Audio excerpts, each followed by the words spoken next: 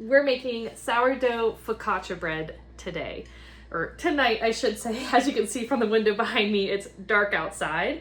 I like starting this bread in the evening because then it can do its rising overnight and it's ready to bake the next day, versus starting it first thing in the morning and then having to finish it off at nighttime. I like starting it at night, finishing off the next day so it's hot and fresh and ready to eat for a meal.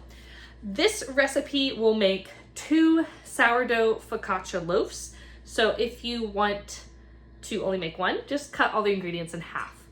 It's pretty easy. There's no kneading involved. So it's definitely quicker to whip together. You don't have to knead anything for a really long period of time. So it'll only take us a few minutes here. Let's put all this sourdough focaccia together. I like mixing it in a pretty large bowl, so that's what we're starting off with. And I also like using a kitchen scale. All the measurements are gonna be weighed out. I feel like that gives you the best chance at success with this recipe, because sometimes when you're measuring, human error, you just don't always get exactly the same amount. A cup could be off by a couple tablespoons depending on the way you measure your cup. So anyway, a kitchen scale, it's only a couple bucks and it really goes a long way to making bread turn out really well. So we're gonna put our bowl right onto the scale and tear it out, which just means that you turn your scale to 0 so that you're not taking into account the weight of the bowl. And I'm going to be setting the scale onto grams. My sourdough starter is right here. It's super bubbly and active. You can see all those good bubbles in there. You want your sourdough starter to be fed, bubbly, and very active. I fed mine this morning. It's now nighttime, so it's had all day to get super active here. We're gonna start out with 150 grams of the sourdough starter. I have my spoon here that I was just stirring up the starter with, and a measuring cup. Let's scoop out 150 grams.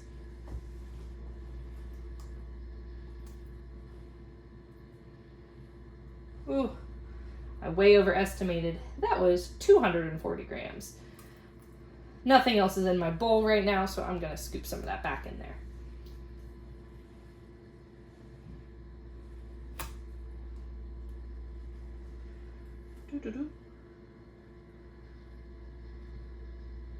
All right, there we go.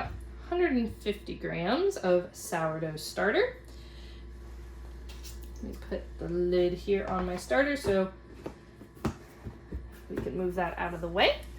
And then always remember to tear off your scale in between adding ingredients. The next thing we need is 1,000 grams of all-purpose flour. I have my flour in a really big tote here, so we'll scoop this out until we hit 1,000 grams.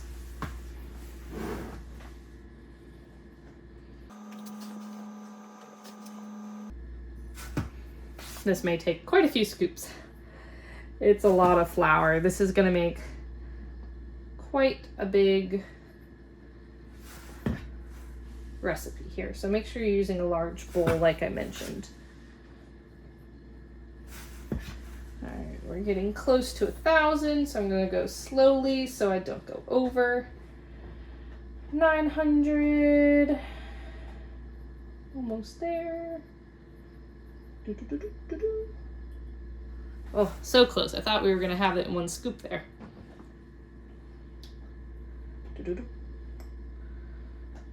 Almost. 998. I do like to get it exact as I can. Okay, 1,000 grams of flour.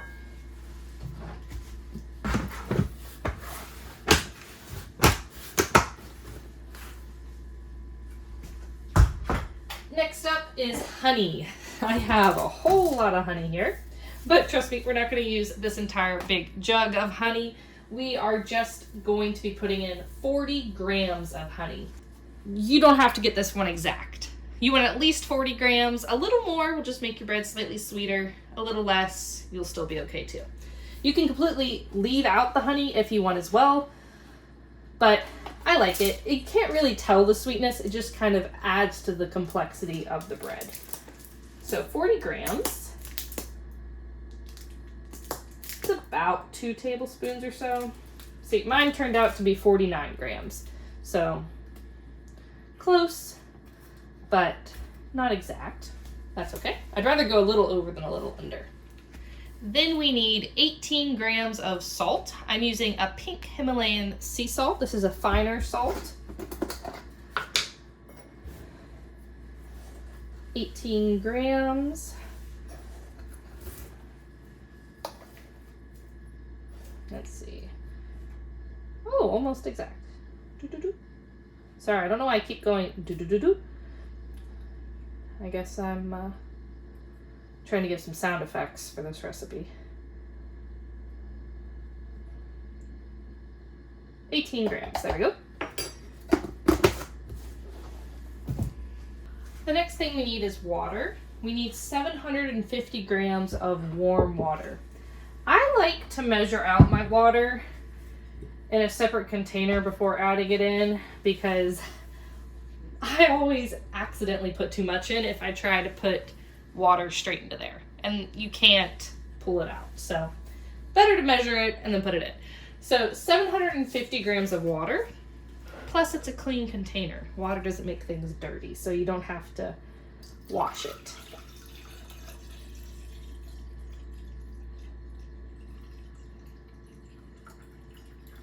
Oh, see, I went over a little bit. And water does matter if you go over.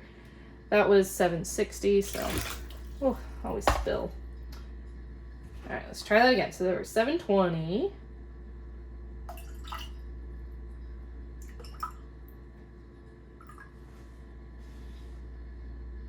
So close. 745. See, I'm doing it again. I'm gonna use my teaspoon I just had for the salt and take some out. I like to be a little particular about this step. It's not super necessary, but why not? So here's 750 grams of water. We're done with the scale now. This is all of our ingredients. We just need to mix it all together. So before I add the water in, I like to give everything kind of a little bit of a rough stir. You can see the pink salt kind of shows up. Just give that a little bit of a mix. Get the salt incorporated before I add in the liquid. Sometimes I will not necessarily put them together in this order, but typically if you throw everything in one bowl, it'll turn out great. So there is my warm water, and we just need to mix it up. Sourdough focaccia, or if you're making a yeast focaccia, will be a looser dough. It is not a hard, balled shaped dough like some of the other breads we make, and it does provide a more fluffy, looser texture as well. It's not going to form a hard crust when you bake it. Let me know in the comments what your favorite type of bread is. At the moment, mine is sourdough focaccia or maybe pretzel rolls, but it is ever changing. I went through a big kick where I loved ciabatta bread and anything like that. I also really like French bread. I tend to go through phases where I will hyperfixate on something and make it multiple times for several months, and then make something else multiple times for several months. One of the great things about baking is you can make what you like. But I do like experimenting with other recipes as well.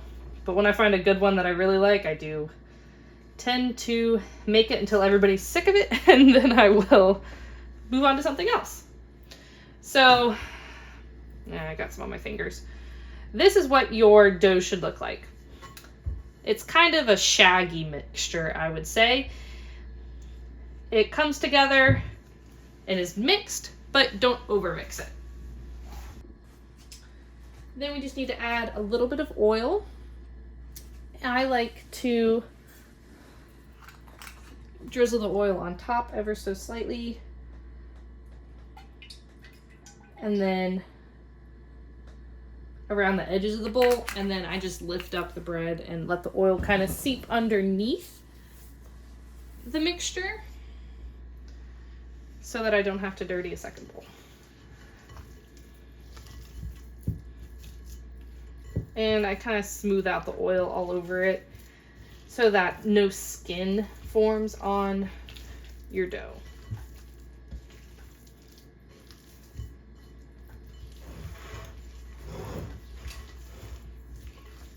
Beautiful. And then we'll put some plastic wrap over the top.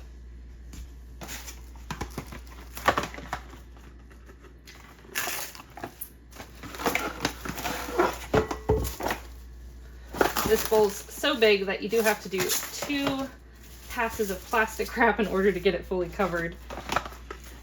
It is a little bit too big for this recipe, but I prefer my bowls to be bigger because otherwise I'm just splashing flour everywhere all over my counter and making quite the mess. Okay, now that our bread is covered with the plastic wrap, we're just going to set this on the counter and let it rise at room temperature until it's doubled in size. Normally, this takes about 15 hours or so. So we'll check back in tomorrow and we'll do the next step.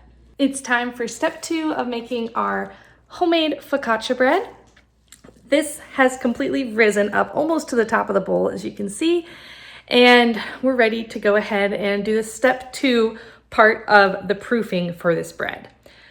This will make 2 big 13 by 9 pan loaves, or you can divide it up and do smaller loaves or make it a rustic shape. I'm going to do kind of a variation of both because I only have one 13 by 9 pan.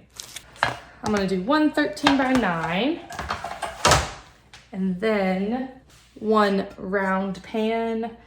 We'll do 2 pie plates. So 2 pie plates and one 13 by 9, I think is what we're going to do. So I have all of our pans here. We're going to put oil in each pan. I do about 2 tablespoons of oil in each pan. You really want quite a lot for focaccia bread.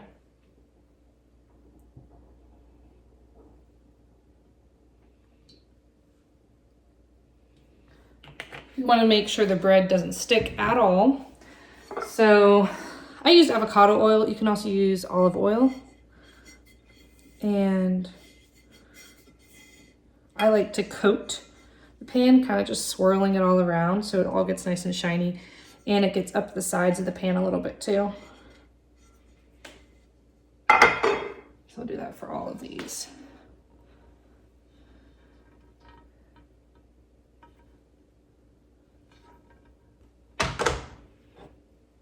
And this one, this pan has a little bit of a crack in it, but it hasn't completely broken, so I'm still using it.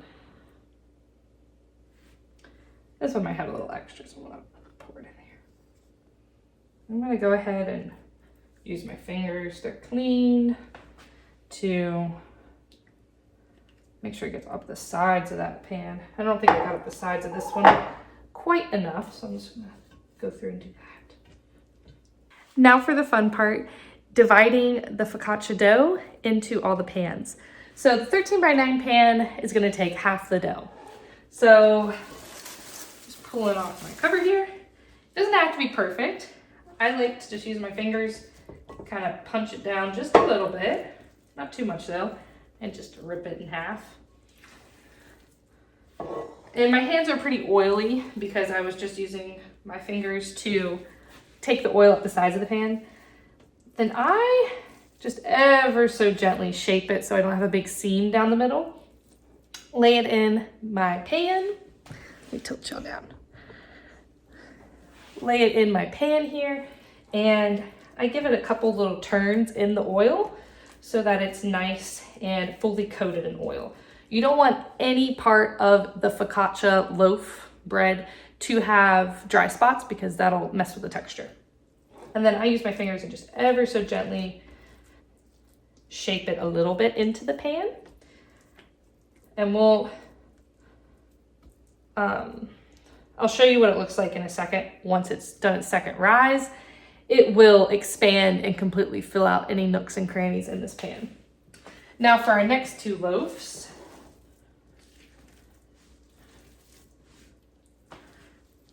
so I feel like that's too much. You know what? I'm gonna put all this into one pan. You could divide it into the 2 pie pans, but I'm throwing a curveball and I'm gonna put it all in one because I want it to rise and be thicker. It may take a little longer to cook, but I'm gonna put it all into the stoneware. I really love the way this stoneware makes the edges of bread perfectly like crusty, but not too crusty. It's really good. So I just, again, I don't think I talked about it, but I just kind of fold it all over on itself. So the seams at the bottom, gonna give it a little flip in the pan and spread it out ever so gently. So we're just gonna use the 113 by 9 and the one big round. Using the same plastic wrap that was on top of my dough bowl. I actually have 2 pieces here, so perfect. I'm gonna cover this lightly and we're gonna let this proof and rise again. It should take about 2 hours. It may take more, it may take less. It just depends on how warm your kitchen is. On a hot summer's day, it can take only an hour. It's a little colder today, being chilly outside. It will probably take at least the full 2 hours, if not a little longer. Just take a good look at what it looks like now, and you want it to be risen and fully bubbly. I'll show you what it looks like in just a second for y'all, so you can see what you're going for. So here's what it looks like right now, so you get an idea of what we're going for and how it's gonna change. So it's a couple inches away from the edge of the pan. It will expand and get bigger. While we're waiting on the focaccia bread to rise, let's walk out to the garden and pick some fresh herbs for the top. Once it's done with its second rise, I'm gonna put fresh herbs on the top, and you can really add anything you want, but I'm gonna do fresh herbs, and that'll just elevate the bread and give it an extra little kick of flavor. I got my scissors. Let's walk over here to the garden. It looks pretty empty right now, but there still are quite a few herbs in here that we can harvest. I've been pulling out most of the plants and just cleaning things up for winter. The rosemary really doesn't look like a whole lot right now because I just chopped down at least 2/3 of it to dry and save and preserve, but there's still some fresh rosemary out here. This is our rosemary plant here on the corner of this bed. Rosemary smells so good. I love using it in fresh herbs. You smelling it too, Lucy? So let's cut a little bit of this.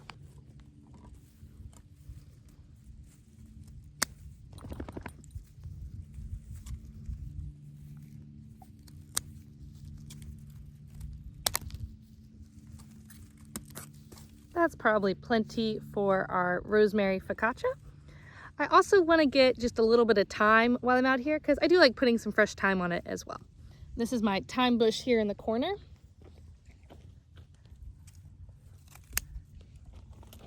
I got some fresh thyme and rosemary. You can also use dried herbs if you don't have any fresh herbs in your garden, but I do really love fresh herbs if you have them available to you.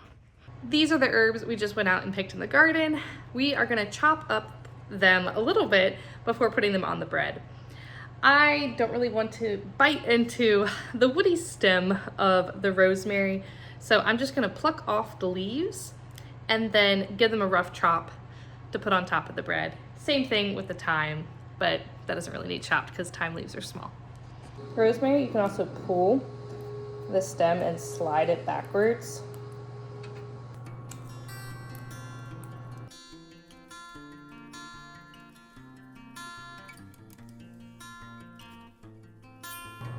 Here's our little pile of rosemary. And then for the thyme leaves, you just go like this and slide it all off. And then we're gonna give it all a rough chop. I like everything to be pretty small. You don't want a really big bite of rosemary. Just, I don't know, I'd say like medium chop. Not finely chopped, not full-size leaves either. I like it so that you can still see the green though. I think it looks really pretty on top of the bread as well.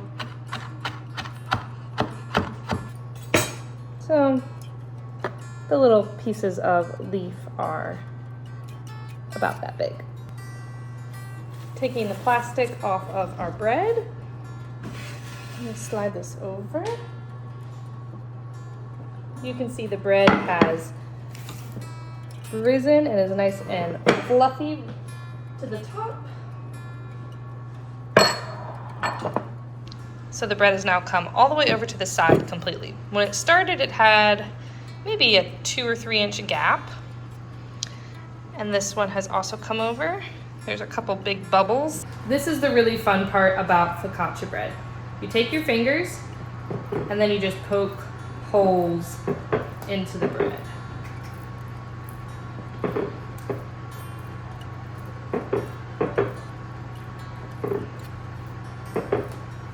We're gonna do that same thing over here with this bread.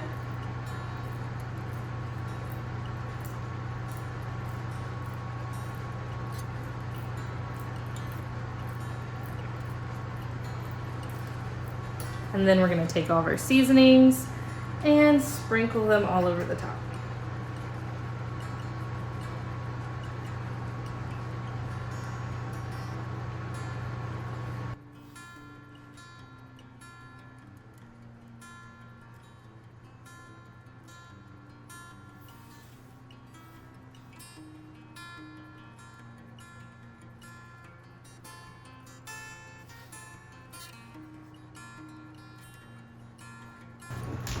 In addition to the rosemary and thyme, we are gonna add some chunky sea salt flakes.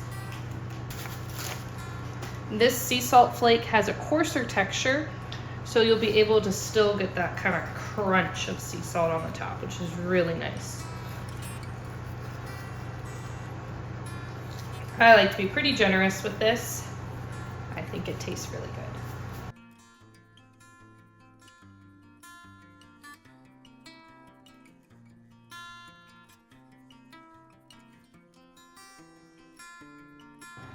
The sourdough focaccia bread is going to be baked at 425 degrees Fahrenheit for about 30 minutes. Again, check it periodically, and I like to use an internal thermometer and check it and see if it's at 190 degrees Fahrenheit and pull it out as soon as it gets to that. So just keep an eye on it.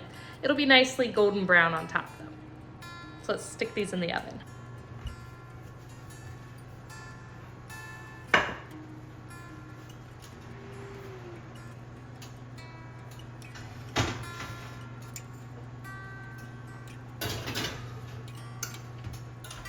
Our focaccia bread is now done.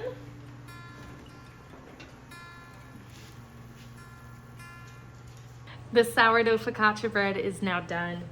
I have my 2 pans here. It is so bubbly and delicious. You can see those bubbles are pretty thick there on the top, rising up. If you don't want it to be this brown, put a little bit of tin foil on top. I personally like it this way, so I'm gonna let it cool and we will enjoy that. This bread is still really, really hot, but I wanted to cut it open a little bit to show you the inside. It has a really soft, pillowy texture. It just has the perfect amount of a buttery, ever so slight crunch on the outside from all the olive oil, and the inside is soft and pillowy and just has the perfect amount of air pockets. It's really delicious. Thanks so much for watching. I hope y'all have a wonderful rest of your day. Bye, y'all.